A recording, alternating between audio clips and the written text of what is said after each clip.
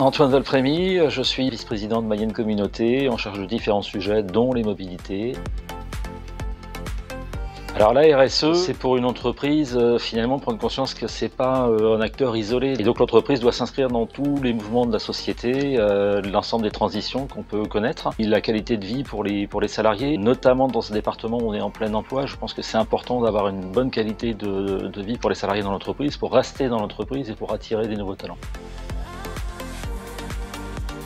Alors sur le territoire de Mayenne Communauté, comme sur le reste du département, c'est un territoire qui est très industriel, donc avec beaucoup d'emplois ouvriers, salariés, les horaires postés, on embauche à 5 heures, on termine à 21 heures, donc on ne peut pas mettre des solutions de transport en commun jour et nuit dans l'ensemble des zones d'activité. Le coût du déplacement évidemment est de plus en plus cher, on voit le coût du carburant qui augmente, le coût de la vie, l'inflation, et on a les employeurs, les salariés qui nous sollicitent pour mettre en place des solutions. La solution qu'on a identifiée, c'est le covoiturage, et on s'inscrit d'ailleurs dans ce que l'État a mis en place. Il y a un plan covoiturage qui a été annoncé en début 2023. Il n'est pas trop tard. L'État propose un chèque de 100 € à chaque covoitureur à partir du moment où il y a 4 trajets qui ont été faits dans l'année.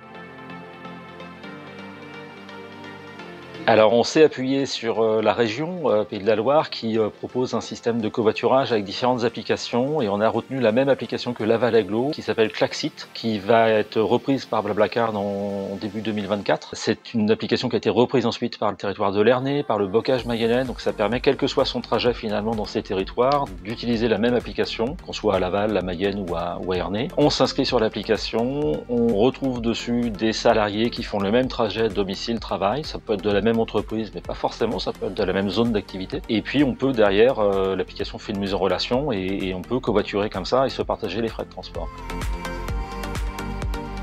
Les salariés sont conscients du coût du transport, notamment s'il y a des distances importantes, quand il y a des salaires qui sont contraints par l'inflation.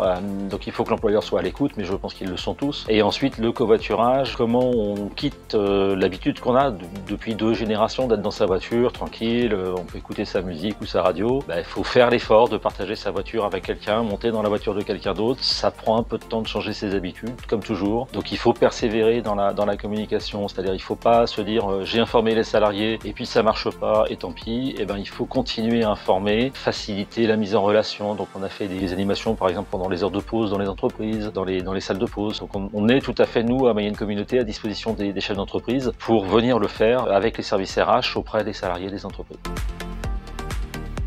Quand on est élu, je pense que ça c'est vraiment une séquence en 3 temps. Il faut écouter, il faut apprendre, il faut comprendre des choses. Ensuite, il faut agir, parce qu'on est quand même élu pour ça. Et puis, un souci qui est de transmettre aux nouveaux élus, aux adjoints, aux conseillers municipaux, parce qu'on n'est pas éternel. Et je pense qu'il faut faire un certain nombre de mandats, et ensuite il faut passer la main et savoir laisser la place à ceux qui ont plus d'idées, qui sont un peu plus jeunes et un peu plus frais que nous.